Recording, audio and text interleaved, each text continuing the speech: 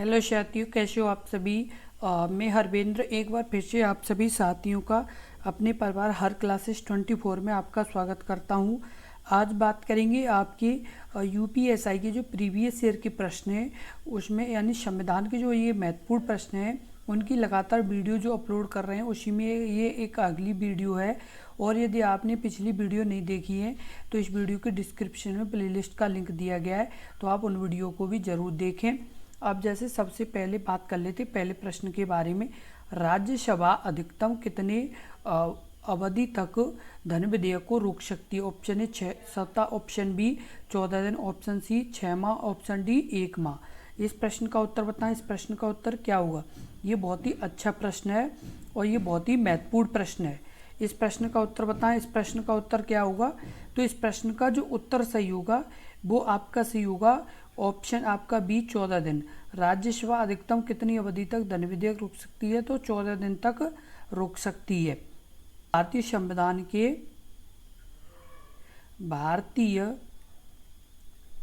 संविधान का अनुच्छेद 109 में, किसमें? अनुच्छेद 109 में धन विधेयक लोकसभा द्वारा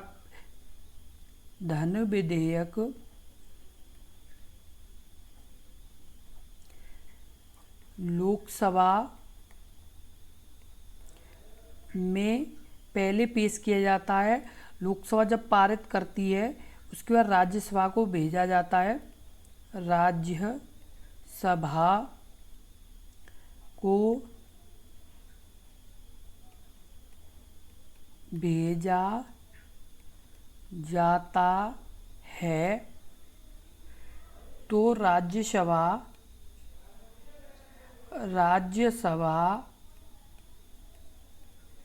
14 दिन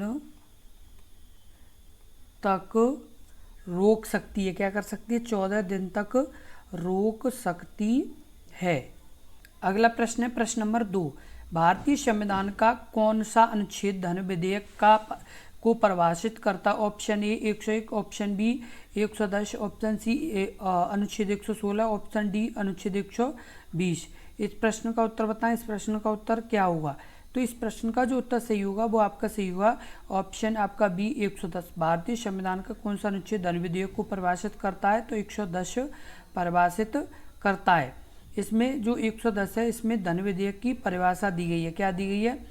धन विधेयक की परिभाषा दी गई है।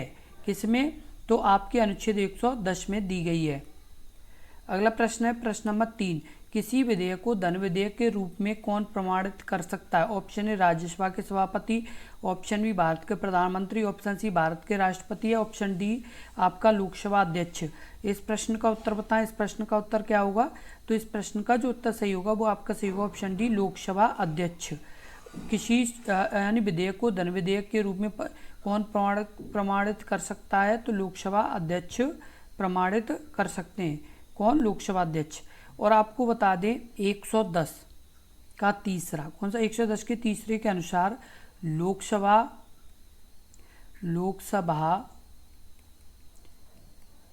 अध्यक्ष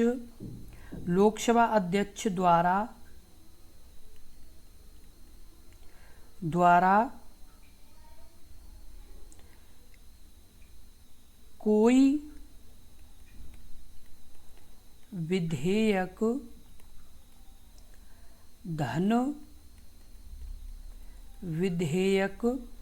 विधेयक धन विधेयक है या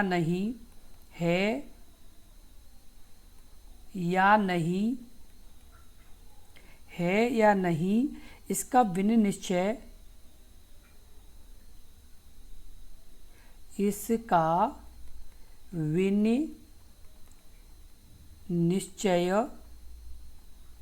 कौन करते हैं? तो लोकसभा अध्यक्ष करते हैं। कौन? लोकसभा अध्यक्ष विनिश्चय इसका करते हैं। अगला प्रश्न है प्रश्न नंबर 4। भारतीय संविधान का निम्नलिखित में से कौन सा अनुच्छेद वार्षिक वित्तीय विवरण से संबंधित है? ऑप्शन ए अनुच्छेद 129, ऑप्शन बी अनुच्छेद 74, ऑप्शन सी अनुच्छेद 112, ऑप्शन डी अनुच्छेद 108। इस प्रश्न का उत्तर बताएं। इस प्रश्न का उत्तर क्या होगा? वो आपका सही होगा ऑप्शन आपका सी, अनुच्छेद 112। भारतीय संविधान का निम्नलिखित में से कौन सा अनुच्छेद वार्षिक वित्तीय विवरण से संबंधित है? तो अनुच्छेद 100 आपका 12 सही होगा। और 112 में ये उपबंध दिया गया है कि राष्ट्रपति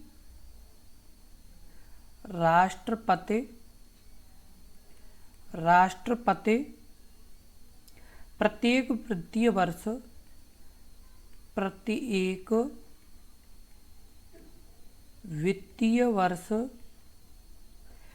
वित्तीय वर्ष के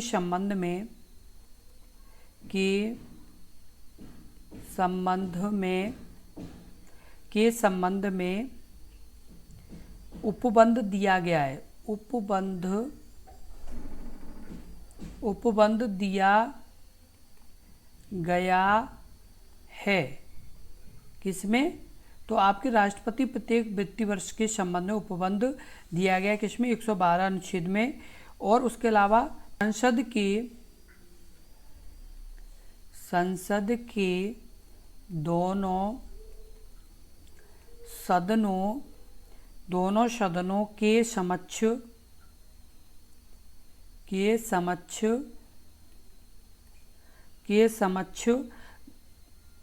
भारत सरकार की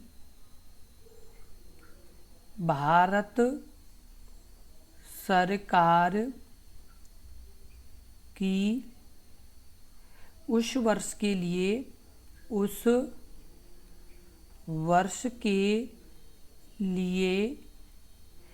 वर्ष के लिए बजट का विवरण रखवाएंगे। क्या करवाएंगे? बजट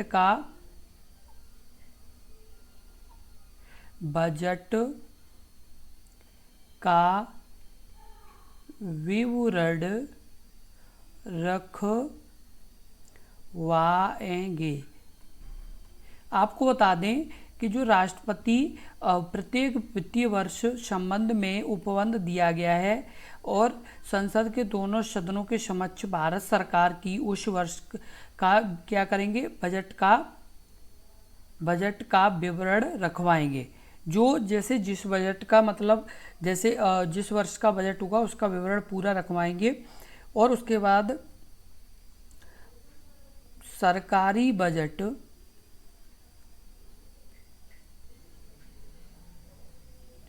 पेश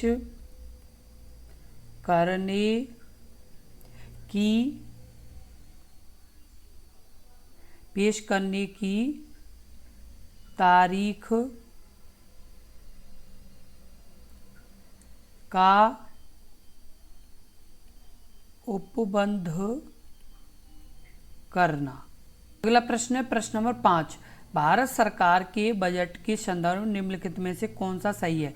ऑप्शन लोकसभा में बजट का यानी पर बहस 2 चरणों में होती है। ऑप्शन बी लोकसभा में वित्तीय विवरण के भाषण के समापन पर वार्षिक वित्तीय विवरण राज्यसभा की मेज पर रखा जाता है। इस प्रश्न का उत्तर बताएं। इस प्रश्न का उत्तर क्या होगा? केवल ए यानी असही होगा, या कि ऑप्शन बी आपका बी और ए यानी दोनों, या ऑप्शन आपका यानी सी दोनों ही नहीं, या आपका यानी लास्ट ऑप्शन डी ए और बी दोनों। इस प्रश्न का उत्तर बताएं। इस प्रश्न का उत्तर क्या होगा? आपका ऑप्शन डी यानी ए और बी दोनों। क्या होगा? ए और बी यानी लोकसभा में बजट पर बहस 2 चरणों पर होती है। उसके बाद लोकसभा में वित्त मंत्री के भाषण के समापन पर वार्षिक वित्तीय विवरण राज्यसभा की मेज पर रखा जाता है। आपको बता दें कि जो बजट पारित करने की जो प्रक्रिया है, क्या बजट पारित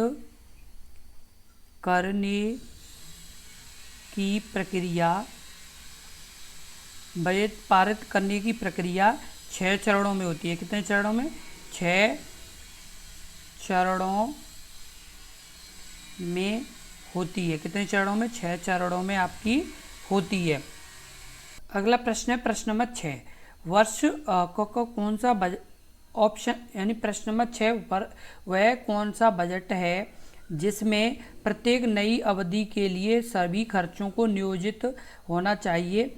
इस प्रश्न का उत्तर बताएं। Option A gender budget, option B संतुलित बजट, ऑप्शन सी शून्य आधार बजट, या ऑप्शन डी आपका अनुपातिक बजट। इस प्रश्न का उत्तर बताएं। इस प्रश्न का उत्तर क्या होगा? तो आपका सही है ऑप्शन सी शून्य आधार बजट। वह कौन सा बजट होता है जिसमें प्रत्येक नई अवधि के लिए सभी खर्चों को नियोजित होना चाहिए? तो ऑप्शन आपका सही होगा शून्य आधार बजट। कौन सा शून्य आधार बजट? और आपको बता दें जो ये शून्य आधार बजट है वो गत वर्षों के व्यय संबंधी आंकड़ों का कोई महत्व नहीं दिया जाता। शून्य आधार बजट में क्या किया जाता है, यानी जो गत वर्षों में संबंधी कोई भी आंकड़े उन पर क्या नहीं दिया जाता, महत्व नहीं दिया जाता है। और यानी जो ये प्रणाली है इसमें कार्य आधार पर शुरू किया जाता है। अगली अवधि के लिए बजट शून्य क्या है? अगली अवधि के लिए बजट शून्य है। इस पर क्या किया जाता है? इस पर मतलब ये आधारित है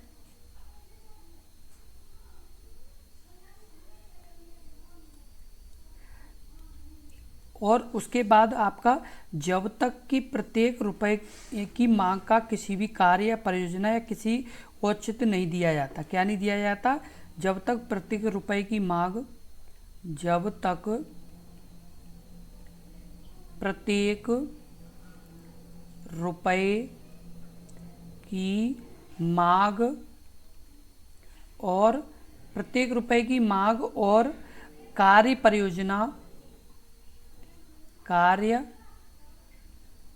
परियोजना यानी एक तरह से ये है कि जो मतलब जैसे बजट जैसे आप लेना चाहते हैं, जो बजट जैसे आप मतलब लेने के लिए कह रहे हैं, तो उस बजट की आपको ये भी होना चाहिए कि आप ये कहाँ पर खर्च कर रहे हैं या कहाँ पर मतलब इसका जैसे खर्च होगा, तो वो सभी भी आपको बताना पड़ेगा, तभी आपका क्या होगा, बजट क्लियर होगा। इसलिए अगली अवधि के लिए क्या किया जाता है, बजट शून्य किया जाता है। और फिर जब आप मतलब जैसे बजट को क्लियर करते हैं कि हाँ हमें इस चीज़ के लिए चाहिए या इस चीज़ में ये यूज होगा, तब ये यानी आपका बजट पास होता है। और आपको बता दें कि जो यानी शून्य आधारित बजट है, क्या है? शून्य आधारित जो बजट है, शून्य आधारित बजट में प्रत्येक वर्ष नई अवधि के लिए सभी खर्चों को नियोजित होना चाहिए। क्या होना चाहिए? प्रत्येक वर्ष नई अवधि के लिए खर्चों को नियोजित होना चाहिए। प्रश्न नंबर 7, एक मंत्री के अलावा संसद के किसी भी सदस्य द्वारा पेश किए गए विधेयक को कहा जाता है? ऑप्शन ए निजी विधेयक, ऑप्शन बी आपका कोषागार ट्रेजरी विधेयक, या ऑप्शन सी आपका सार्वजनिक विधेयक, या ऑप्शन डी आपका धन विधेयक। इस प्रश्न का उत्तर बताएं। इस प्रश्न का उत्तर क्या होगा? तो इस प्रश्न का जो उत्तर सही होगा वो आपका सही होगा ऑप्शन ए निजी विधेयक। क्या सही होगा? यानी आपका सही होगा निजी विधेयक। एक मंत्री के अलावा संसद के किसी भी सदस्य द्वारा पेश किए गए एक विधेयक को क्या कहा जाता है? तो निजी विधेयक कहा जाता है। आपको बता दें ये बहुत ही अच्छा प्रश्न है। किस तरह का? ये बहुत ही अच्छा प्रश्न है। इस प्रश्न ये जो इसी तरह का प्रश्न आपके अभी यानी हाल ही में UPSSC का जो पेट हुआ है उसमें इस तरह का प्रश्न पूछा गया है। जिन यानी अभ्यर्थियों ने ये एग्ज़ाम दिया था उन्हें ज़रूर पता होगा इस प्रश्न के बारे में। आपको इसमें बताएंगे जैसे सार्वजनिक विधेयक है, सार्वजनिक एक होता है सार्वजनिक विधेयक और एक आपका होता है निजी विधेयक। निजी विधेयक, सार्वजनिक विधेयक और निजी विधेयक। सार्वजनिक विधेयक मंत्री द्वारा पेश किया जाता है। किसके द्वारा? सार्वजनिक विधेयक मंत्री के द्वारा पेश किया जाता है। किसके द्वारा? मंत्री के द्वारा पेश किया जाता है। जबकि निजी विधेयक मंत्री के अलावा संसद का कोई भी सदस्य पेश कर सकता है। कौन कर सकता है? यानी मंत्री के अलावा संसद का कोई भी सदस्य इसे पेश कर सकता है। तो कितने प्रकार के होते हैं? सार्वजनिक विधेयक और निजी विधेयक। अगला प्रश्न है प्रश्न नंबर 8।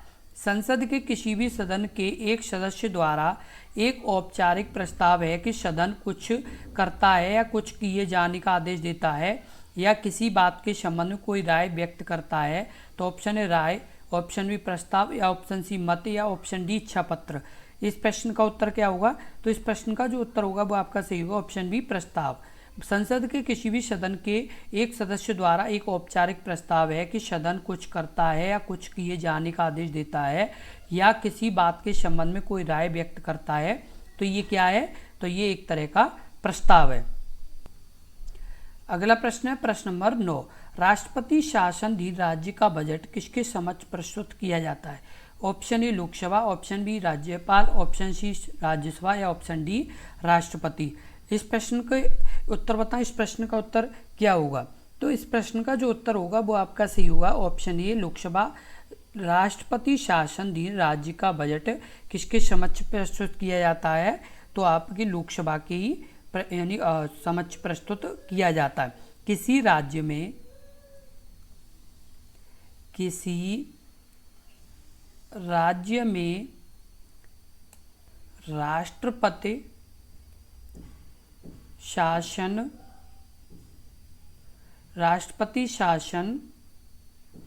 राष्ट्रपति शासन लागू रहता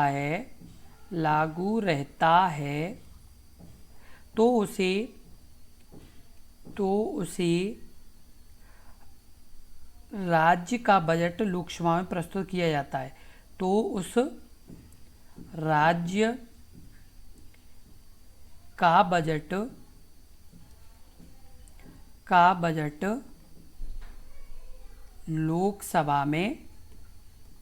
लोकसभा में पेश किया जाता है। अगला प्रश्न है प्रश्न नंबर 10। भारतीय संसद की पहली संयुक्त बैठक किस वर्ष में आयोजित की गई थी? Option A 1974, option B 1983, option C आपका 1955, या ऑप्शन डी 1961। इस प्रश्न का उत्तर बताएं। इस प्रश्न का उत्तर क्या होगा? इस प्रश्न का जो उत्तर होगा वो आपका सही होगा, ऑप्शन आपका डी। भारतीय संसद की पहली संयुक्त बैठक किस वर्ष में आयोजित की गई थी? तो 1961 में आयोजित की गई थी।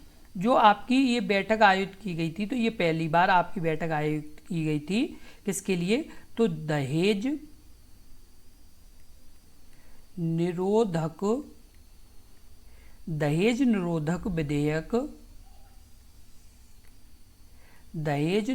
विधेयक 1959 पर 6 और 9 मई को आयोजित की गई। 6 और 9 मई को आयोजित की गई।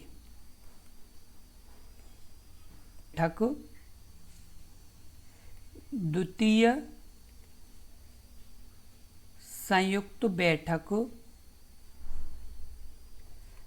संयुक्त बैठक बैंक सेवा आयोग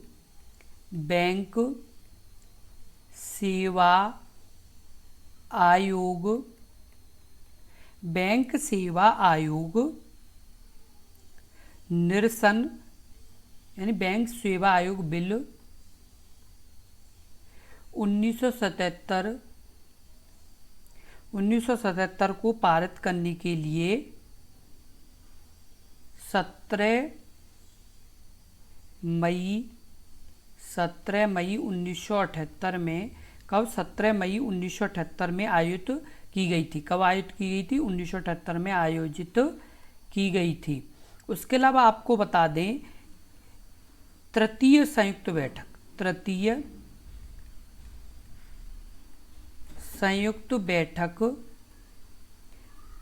26 मार्च 2002 को आतंकवाद निरोधक